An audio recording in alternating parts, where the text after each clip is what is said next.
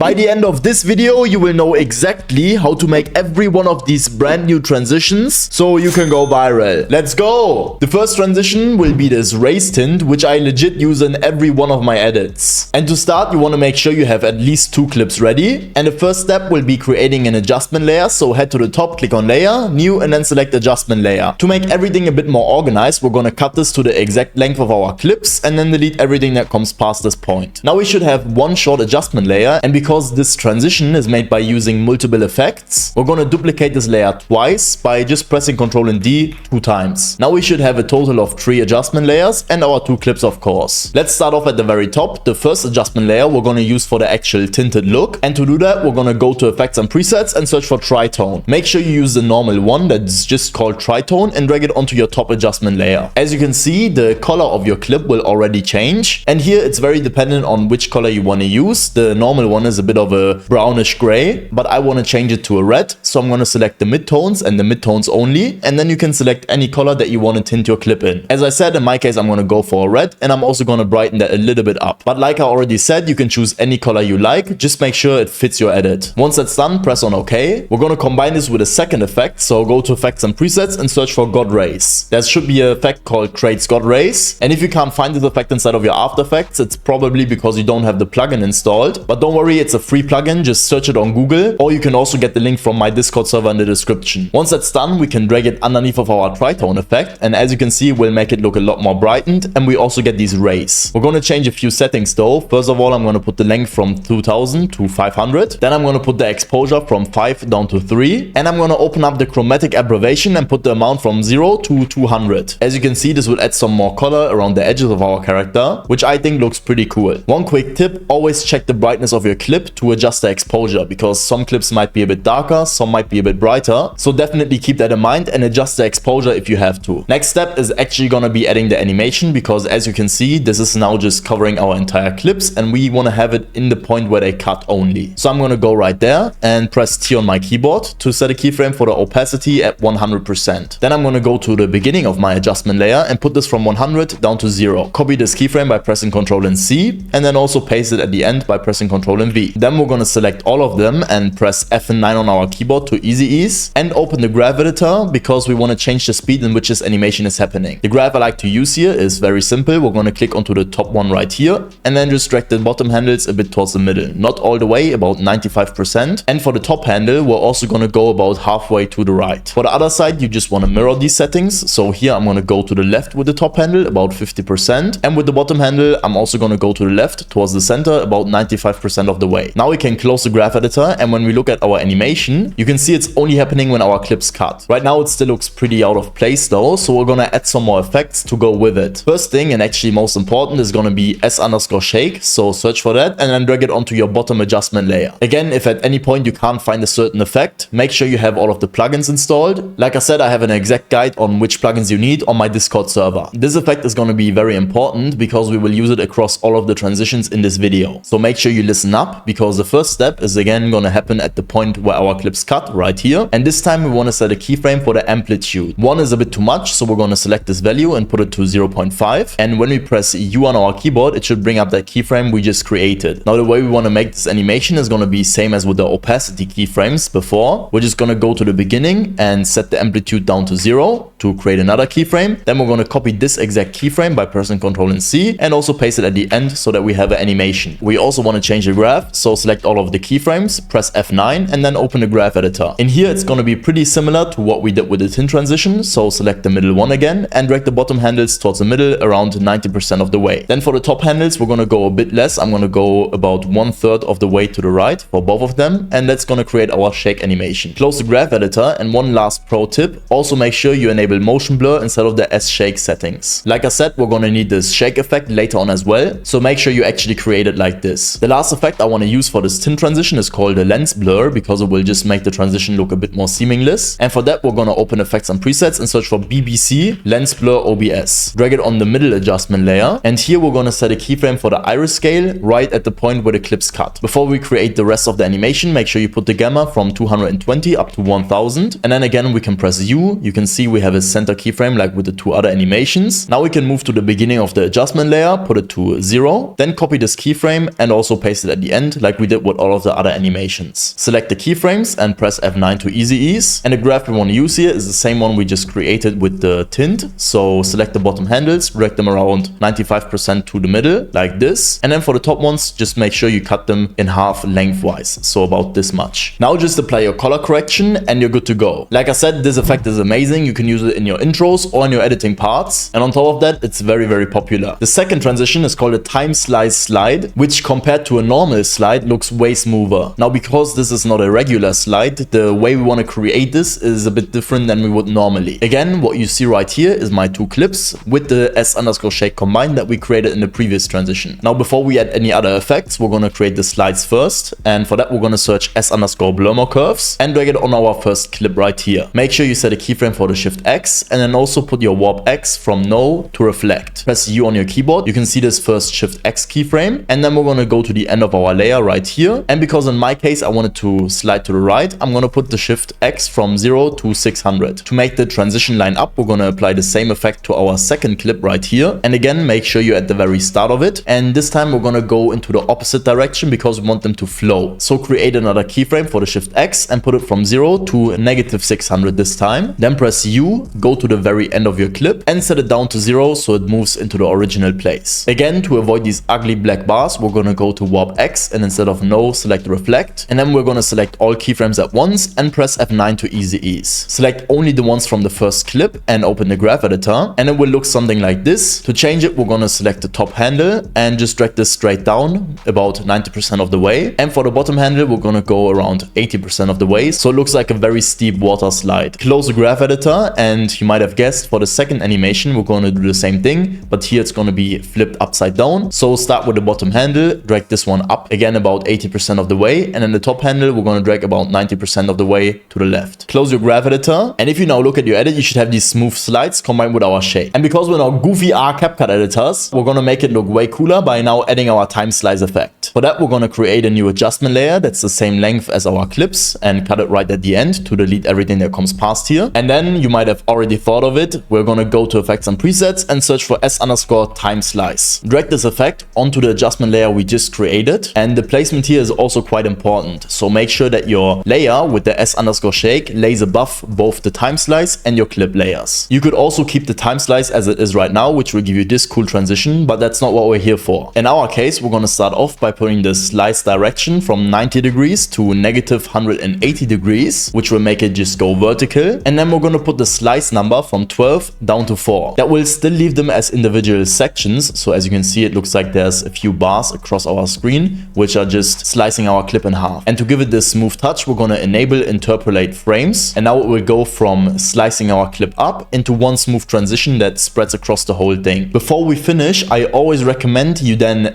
pre-compose your clips and your time slice effect into one pre-composition by selecting them, right-clicking and then selecting pre-compose, the bottom option, and enabling this check mark because that will avoid any unnecessary bugs with your S_shake layer. Again, once that's done, make sure you apply your color correction. And if you want to get my exact color correction I use to make my edits look the best as possible, make sure you check the first link in the description because until the end of this week, you can still get a huge discount on all my color corrections. They will help you go viral by increasing the quality of your edit with just one simple click. So don't save money on the most important part of your edit and check the first link in the description, limited time offer. The smooth time slice slide is a very cool transition, but it doesn't even come close to the next transition, which is this inverted white line slide. And to make it, again, I have my S_shake layer right here that we did at the beginning, and then two clips that I want to have this transition go in between of. And now the first and most important part of this transition is adding the white line. And to create it, I'm going to start off halfway through my first clip. So you can see that's roughly the middle of my clip. And then I'm going to create a new solid layer by heading to the top, layer,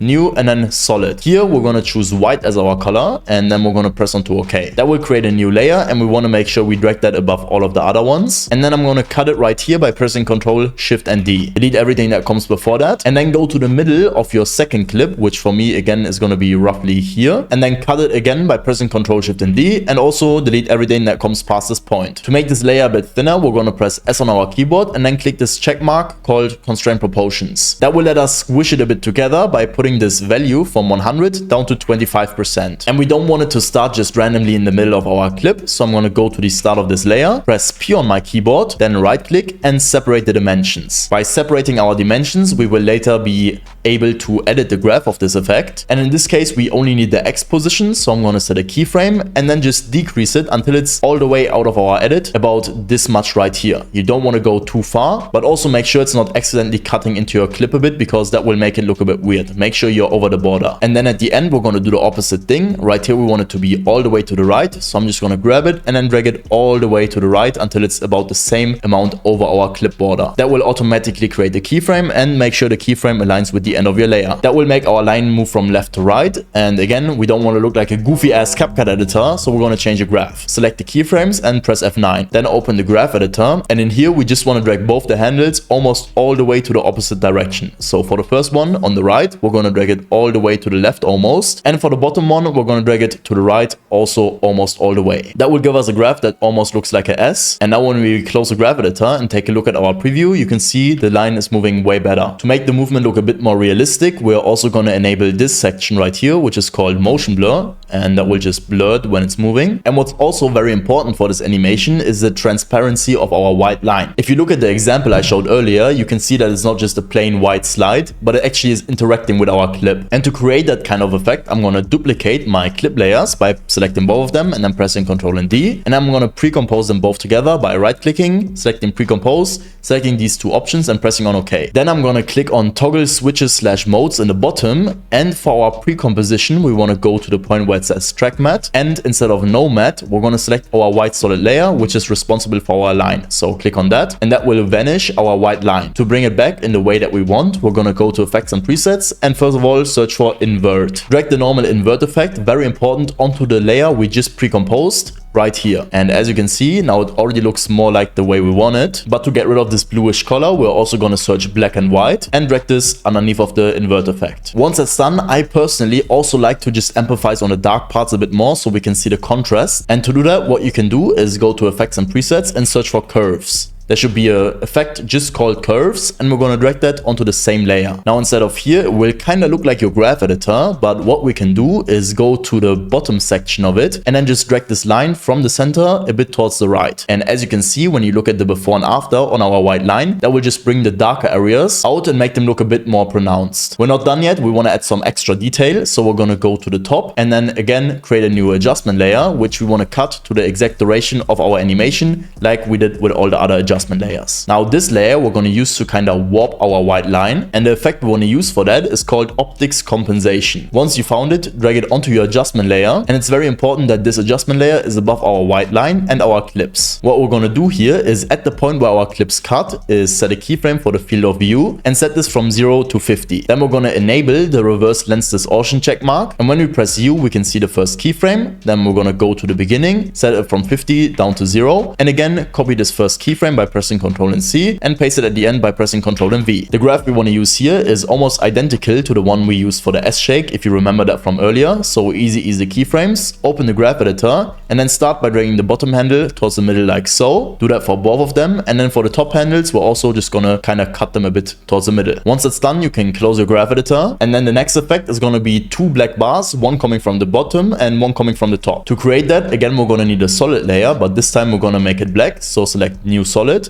and make it dark because we want it in a dark color. Press onto OK, and we're also going to cut this to the length of our transition. Now we're going to search for the CC Jaws effect and drag it onto the solid layer we just created. Put the height from 10% down to 0, and then again at the point where your clips cut, set a keyframe for the completion and put it to 75%. The lower you go with this value, the more they will cut into your clip. So as you can see, you might go for something like this, but I like them to be a bit shorter, so I'm going to go for 75%. If you press U, you can see the keyframe in the middle, and like with all of these transitions, we're going to set another one at the start at 100% so that they're completely gone. Copy this keyframe and then also paste it at the end so that we get the usual 3 keyframes that we have in all of our animations. Press F9 to easy ease. This time when we open the graph editor, it will be flipped upside down, but it doesn't really change anything. We just have to do it the opposite way around. So this time the top handles will be dragged towards the middle. Again, make sure you do that for both of them, and then the bottom ones will be cut in half like this. Now that the black bars are appearing, I'm going to press T on my keyboard and put the opacity from 100 800 down to 70%, which will make them look a bit translucent. I really like that look because I think it's very aesthetic, but you don't have to do this. Lastly, but very important, we're also going to add a glitch, and make sure you only create the adjustment layer for the glitch above your clips. So the adjustment layer shouldn't affect the white line. Again, we're going to cut it to the right duration so that it doesn't glitch past that point. And instead of effects and presets, we're going to search BCC cross glitch. Drag it on top of the adjustment layer. And first of all, I'm going to put the glitch intensity from 50 down to 20. Then I'm going to disable the shake. And inside of the shift section, I'm going to put the shift amount from 800 down to 200. And the most important step is going to be adding a good color correction. And now you know how to make this viral line transition without using any project files. If my videos help you and you want to learn editing more directly from me, make sure you check the second link in the description to my school community, where I have hundreds of different courses explaining After Effects to the detail. In there, you also get 3 weekly live calls where you can ask me to replicate any effect you like or just get feedback on your edits. With that being said, if this video helped you, make sure you like and subscribe. It would really make my day. Don't forget about the huge color correction sale that ends this week. Thank you so much for watching, and I will see you next time.